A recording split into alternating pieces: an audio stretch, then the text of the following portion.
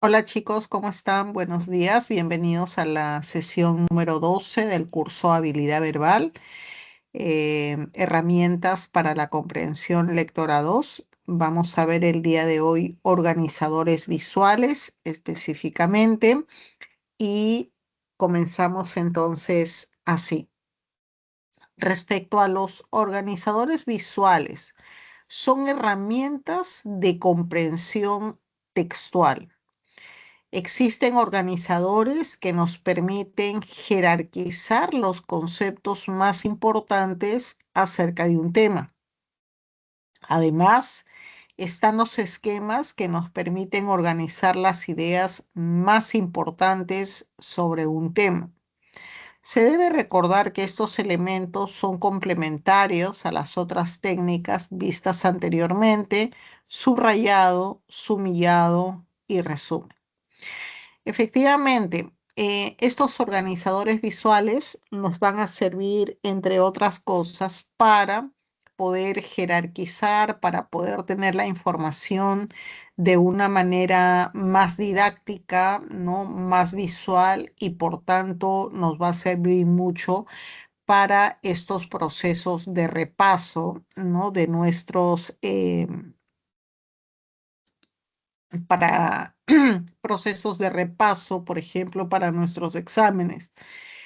En la sesión previa que vimos técnicas de subrayado, sumillado y resumen, sobre todo la del subrayado, era ideal para que la apliquemos en el curso, ¿no? Sobre todo para las prácticas y exámenes, ¿no? La técnica del subrayado nos permite identificar a través de distintos estilos del subrayado información relacionada de manera jerárquica.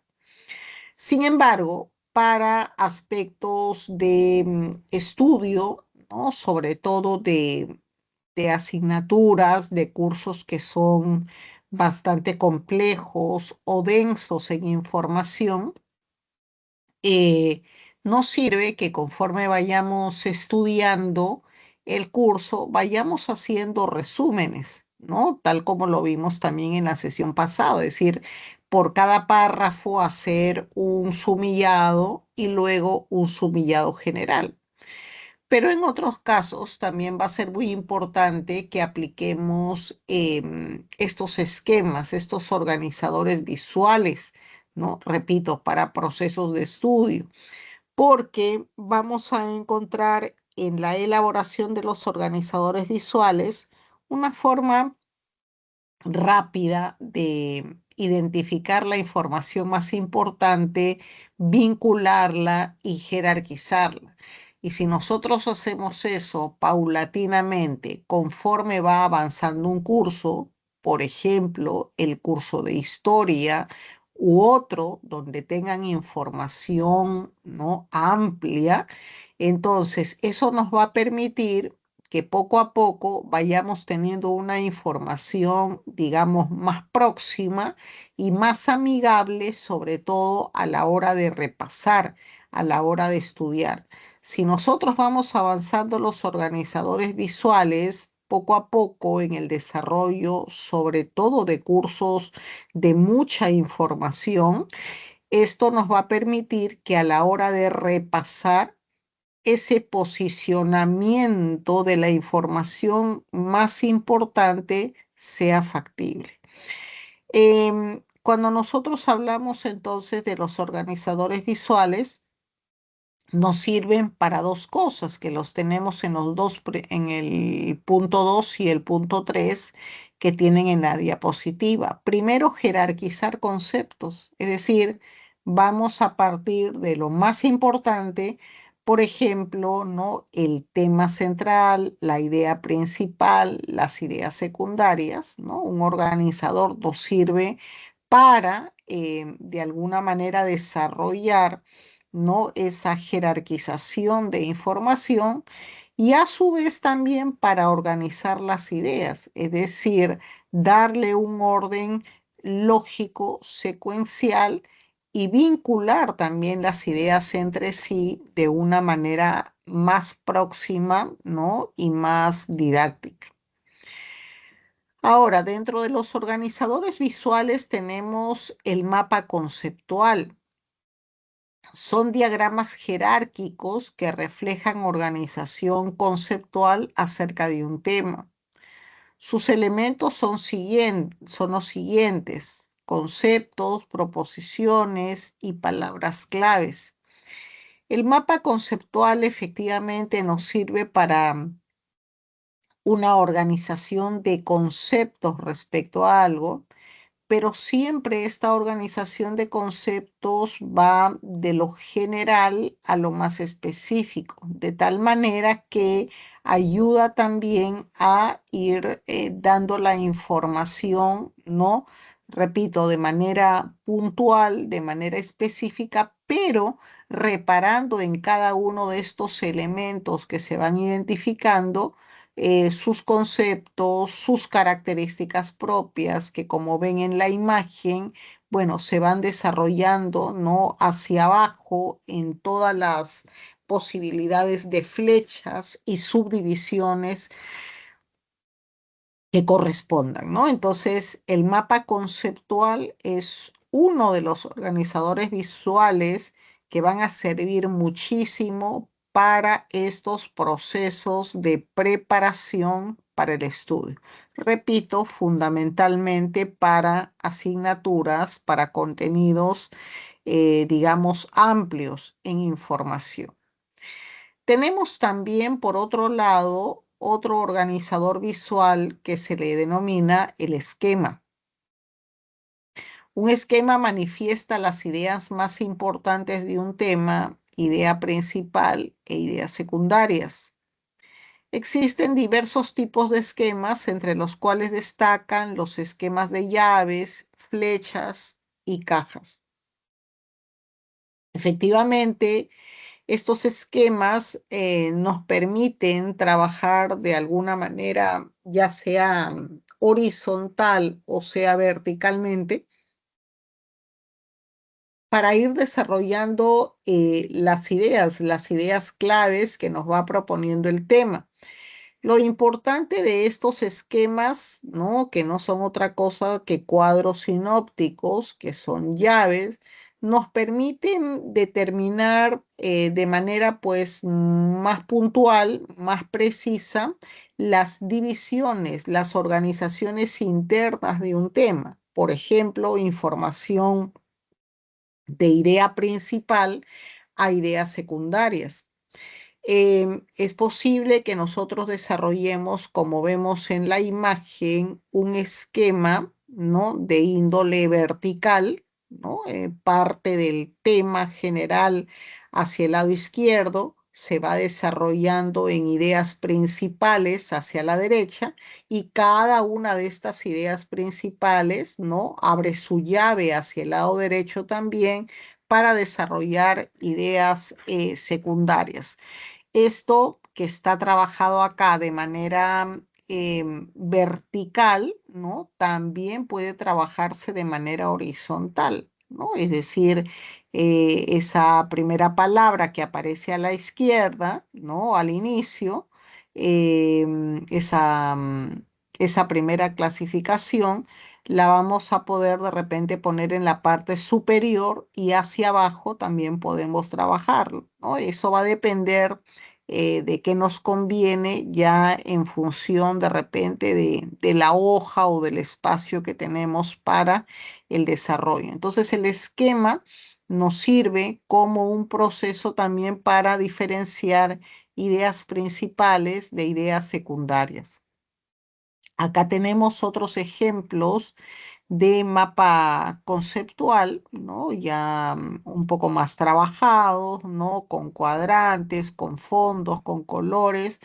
Es importante que ustedes sepan, chicos, que estos esquemas que estamos revisando ahora son importantes en el proceso de estudio, ¿no? Y repito, para asignaturas que son un tanto largas.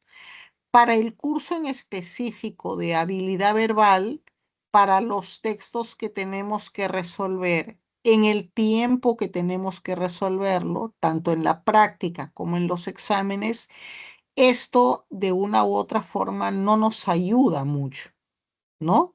Nosotros tenemos que hacer la práctica para el curso a partir de la técnica del subrayado diferenciado, ¿no? Para el curso, para la práctica, para prepararnos para el examen, tenemos que hacer la técnica del subrayado diferenciado, ¿no?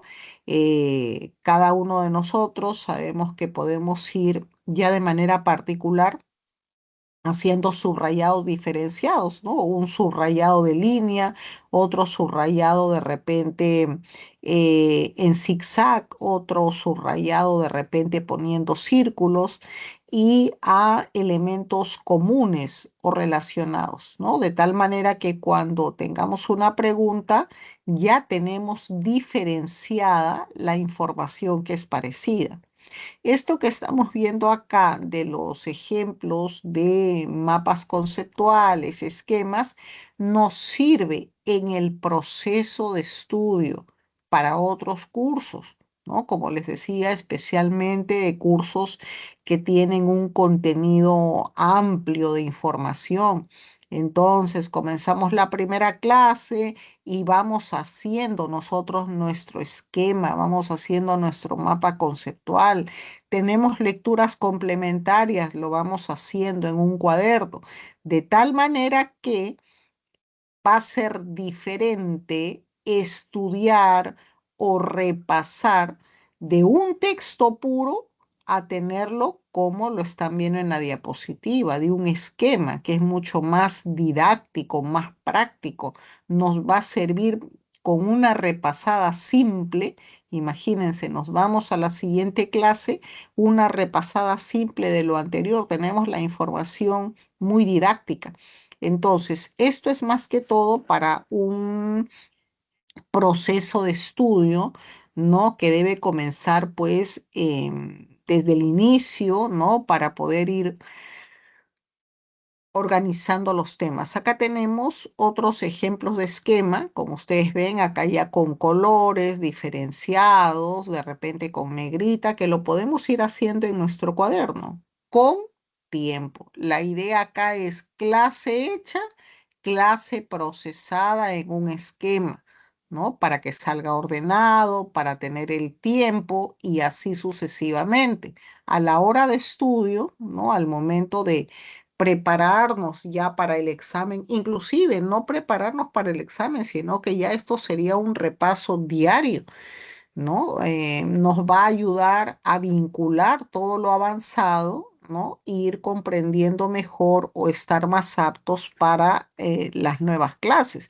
Entonces, si vamos trabajando esto con tiempo, clase hecha, clase procesada, bueno, vamos a tener el tiempo también de que de repente primero lo hagamos en un borrador y luego lo pasemos al cuaderno, ¿no? De tal manera que tengamos información, ¿no? Mucho más específica. Tenemos este otro esquema que nos sirve también para organizar ideas, que es el esquema radial. Este esquema radial, su propósito no es jerarquizar información, su propósito no es determinar idea principal, idea secundaria, ¿no? Que nos da un orden. Acá, este esquema radial es cuando de un punto se nos dan diferentes informaciones, ¿no? De repente en el centro podemos poner el nombre de una persona, ¿no? En el texto se nos está dando la biografía, entonces un radio, un círculo puede ser, ¿no? De repente sus datos personales, ¿no? Nombre, ¿no? Edad.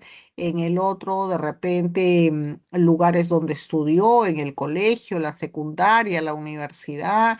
En el otro, de repente, puede haber los lugares más importantes donde elaboró, en el otro de repente no las principales obras que publicó. Es decir, acá no hay un orden jerárquico, simplemente información diferenciada, ¿no? Por ejemplo, a partir de datos biográficos que nos van a servir también para tener toda la información pues mucho más puntual y clara.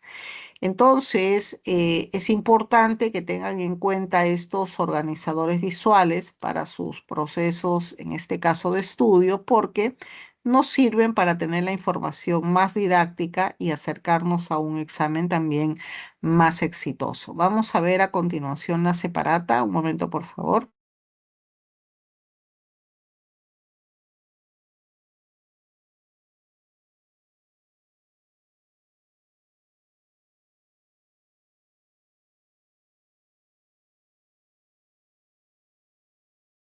Muy bien, estamos acá entonces en la separata.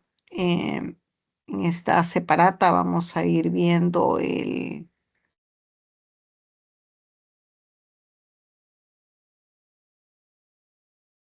primer ejercicio. Con esto vamos a terminar. Vamos por favor a la sección B.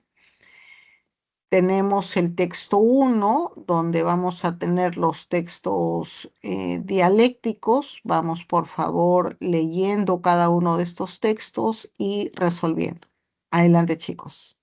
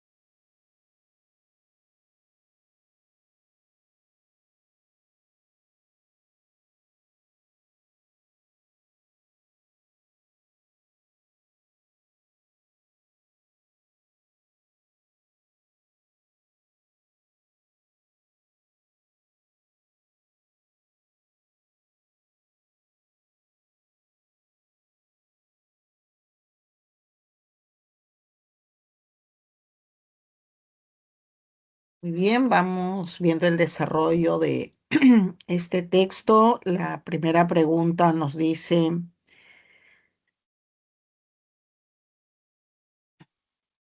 ambos textos polemizan en torno a...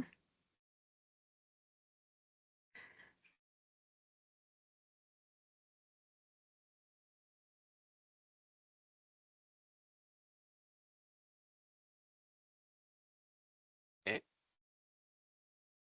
Muy bien, la respuesta es E. La admisibilidad del espectáculo conocido como tauromaquia, ¿no? Efectivamente, vemos en este caso que los dos textos se centran en un debate acerca de la viabilidad del espectáculo taurino, ¿no? Y nos damos cuenta también acá que el primer texto eh, respalda finalmente la tauromaquia, mientras que el segundo texto más bien desarrolla argumentos en contra. Muy bien, la pregunta 2. La palabra bonancible puede ser sustituida adecuadamente por el término.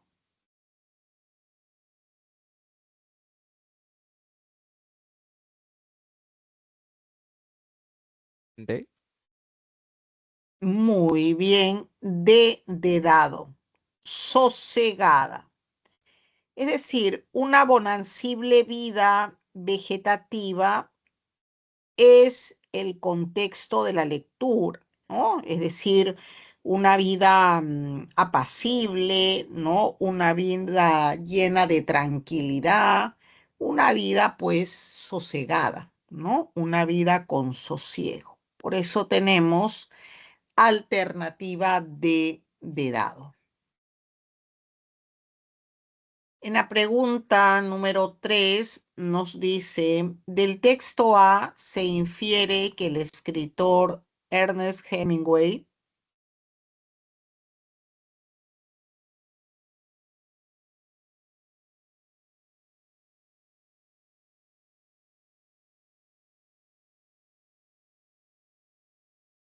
A. muy bien, alternativa A. ¿Tiene alguna obra alusiva al espectáculo taurino?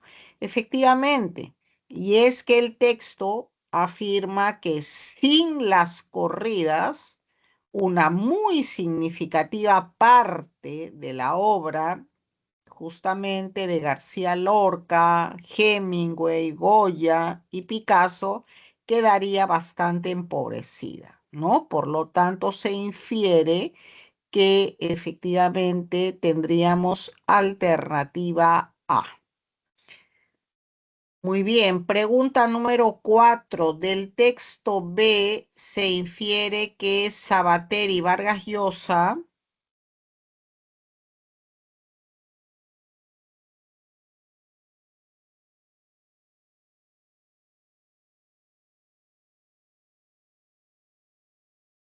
C. muy bien. Respuesta C. Argumentan falazmente al defender la tauromaquia. Efectivamente, Sabater y Vargas Llosa no sostienen que las corridas no son crueles, sino que se escudan en afirmar que hay otras actividades todavía más crueles, es decir, como que desvían un poco, ¿no? El fondo, digamos, de crueldad de este espectáculo, indicando pues que hay otras cosas que son peores. Pues bien, pregunta 5. Si los toros de Lidia no reaccionaran embistiendo ni siquiera cuando son acosados, entonces,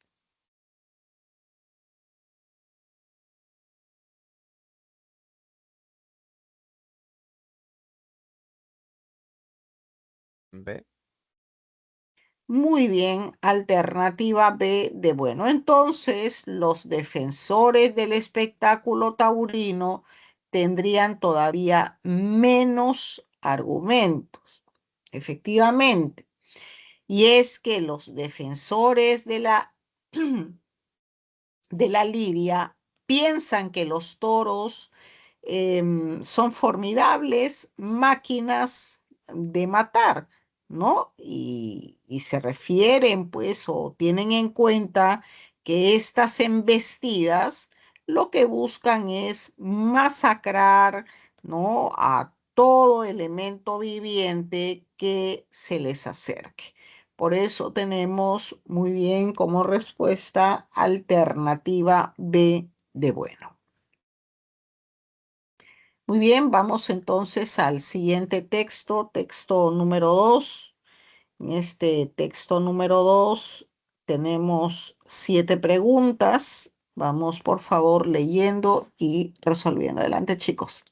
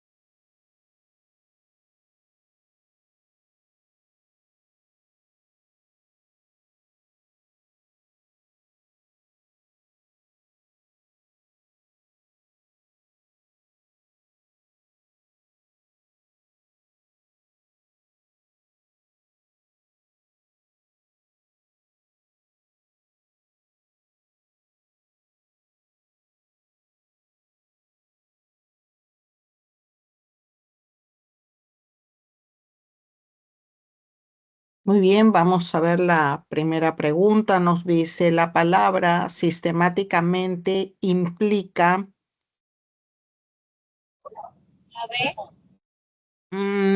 a ver, concomitancia, no. A ver, revisamos, por favor. ¿Eh?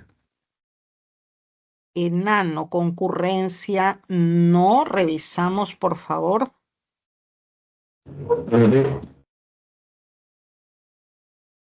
Nos dicen por ahí, de dado tampoco.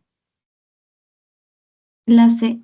Alternativa, muy bien. C, regularidad. Acá, sistemáticamente, los judíos en Alemania fueron despedidos. Es decir, se trató de un fenómeno, ¿no? Digamos, en gran escala, que pretendía deshacerse justamente de esto. Entonces, estamos hablando de algo regular, algo sistemático, es algo que se repite, que es permanente, que es constante, que es regular, ¿no? Entonces, por eso tendríamos alternativa C.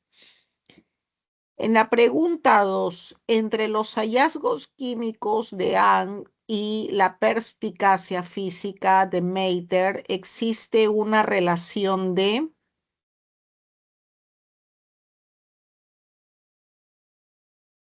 C. Muy bien, C, complementariedad.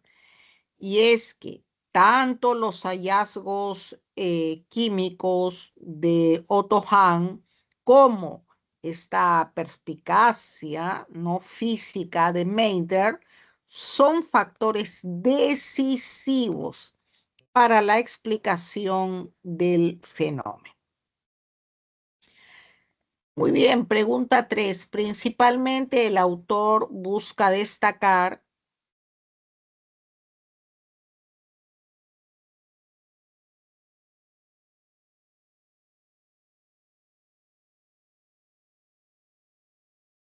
¿Eh?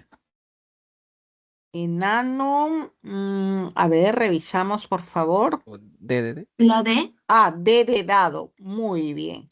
La participación de Liz Mater en la prueba de la fisión de Otto Hahn. Efectivamente, Meitner, con su claridad, ¿no? Con su sagacidad intelectual, aportó por correspondencia a la prueba de fisión de manera significativa, ¿no? De manera importante. Muy bien, pregunta 4. Se desprende del texto que Liz Meitner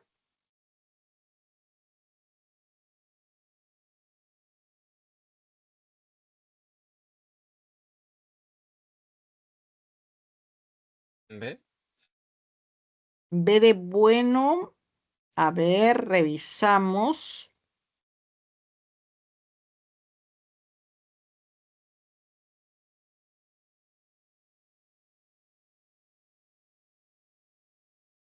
¿Qué se deduce? ¿Qué se colige? ¿Qué se La E. infiere? Enano. Muy bien. Contribuyó de manera indirecta en el desarrollo de la bomba atómica.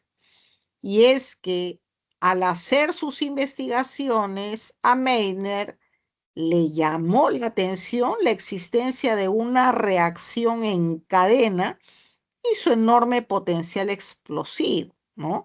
Entonces, estas son características básicas, pues, de la bomba atómica, ¿no?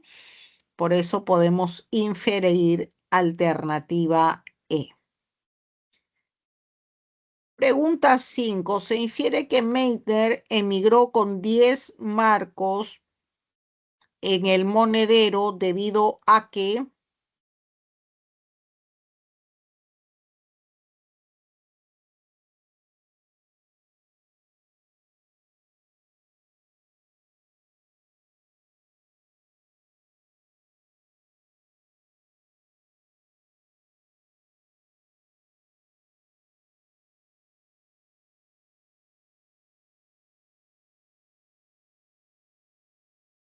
B. Muy bien, B de bueno. Era el máximo importe que le permitía llevar a los judíos que viajaban al extranjero. Y es que cuando Meiner logra escapar de Alemania, se menciona que solo pudo llevar pues 10 marcos debido a que era una restricción de Alemania. Muy bien, vamos a la pregunta 6. Nos dice, se desprende que el jurado del Nobel no tuvo en cuenta la contribución de Meiner debido a que,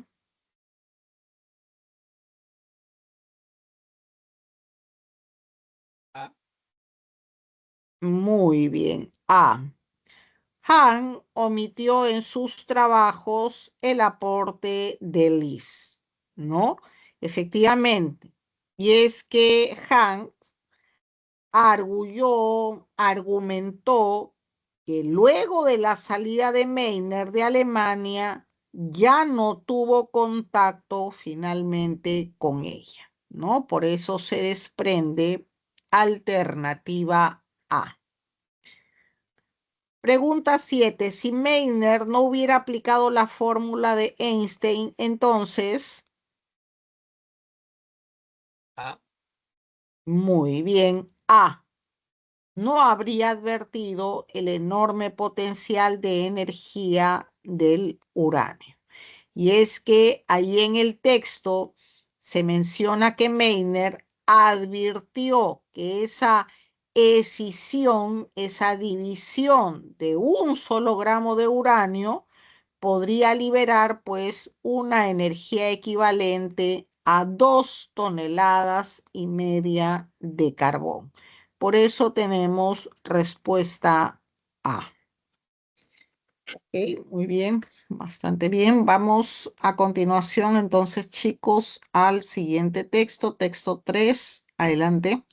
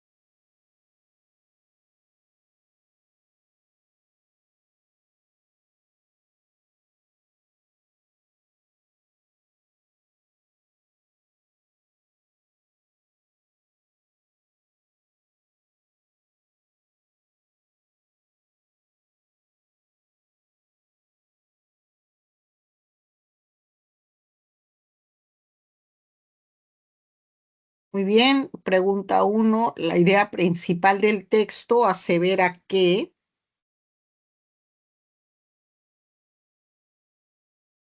La E. Dado. sería dado.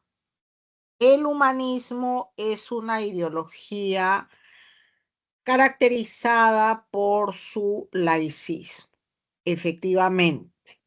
Y es que a lo largo de todo el texto se afirma que el humanismo destaca por su carácter secular.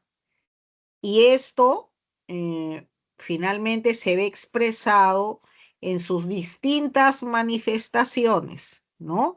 Desde la tesis cosmológica hasta finalmente la tesis de índole política. Por eso tenemos de dado. En la pregunta número 2 nos dice, partiendo de la tesis política, cabe inferir que frente a los cultos religiosos, el humanismo muestra, La D. a ver, revisamos, C o A. sería A, una actitud de total tolerancia. Y es que el humanismo es secular, sin embargo, tiene un profundo respeto hacia la libertad del culto religioso, ¿no? Así como a la agrupación política. Por lo tanto, tenemos alternativa A, ¿no? Tiene una actitud de total tolerancia. Pregunta 3. Se desprende del texto que la ética humanista es fundamentalmente. La B. Muy bien, alternativa B, antropocéntrica. Y es que la mayor obligación que tiene una persona no es para con deidades imaginarias, ¿no? Sino fundamentalmente para con sus compañeros, los seres humanos, ¿no? Sus congéneres. Pregunta 4. ¿Es incompatible con el texto sostener que el humanismo tiene carácter? La A. Muy bien. A. Sectario. Esto es incompatible, ya que el humanismo está muy lejos de ser un partido o una secta, ¿no? Muy por el contrario, incluye dentro de sí tendencias pues diversas. Pregunta número 5. Nos dice, si un político promoviera la tolerancia como la forma más adecuada de gobierno, entonces, La C. C. muy bien, se situaría en las antípodas al otro lado del punto de vista humanista. Y es que el humanismo lo que hace es propugnar, promover la consecución de un estado secular y un orden social completamente democrático. Ok, muy bien, vamos rápidamente al texto 4. Adelante, chicos.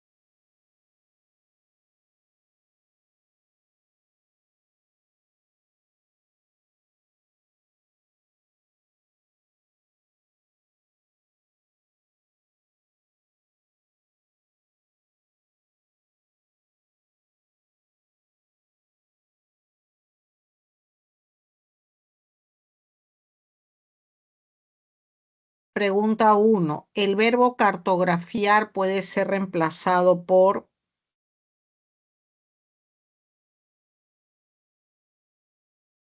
D. Muy bien. B de bueno. Identificar. Aproximadamente 90 bloques de genoma de perro pueden identificarse en los cromosomas humanos mediante FISH comparativo, por ejemplo. Pregunta 2. Entre de lesión y enfermedad hereditaria existe una relación.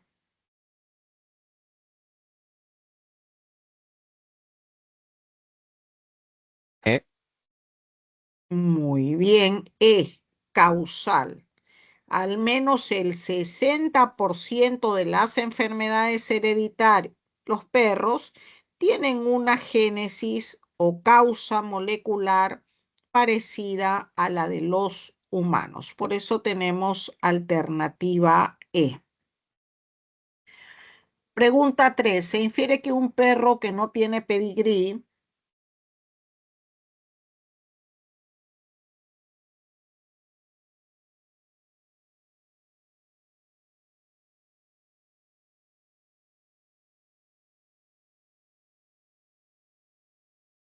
C. muy bien, C, tiene menos probabilidades de desarrollar anomalías genéticas, ¿no? Y es que se sabe que al menos del 50% de enfermedades genéticas en los perros son específicas de raza. Pregunta 4. ¿Es posible colegir que FISH es? E. Muy bien. Una técnica de marcado. Efectivamente, un aproximado de 90 bloques de genoma de perro pueden cartografiarse en los cromosomas humanos mediante FISH comparativo, ¿no? Por eso que nos dice, podemos en este caso colegir que, bueno, se trata de una técnica de marcado. Pregunta número 5.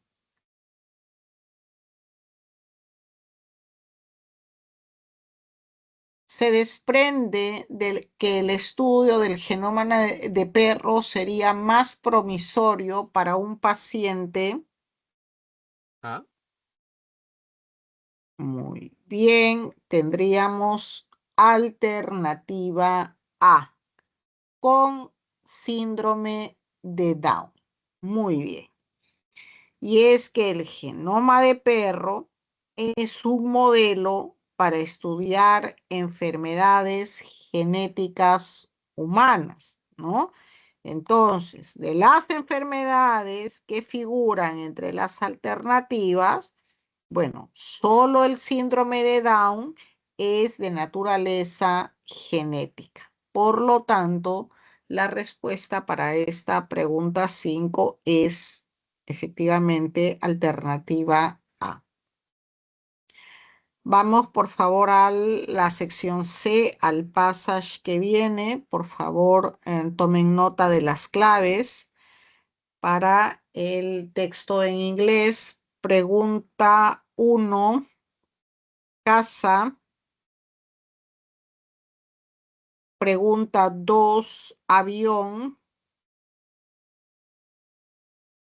Pregunta 3, enano.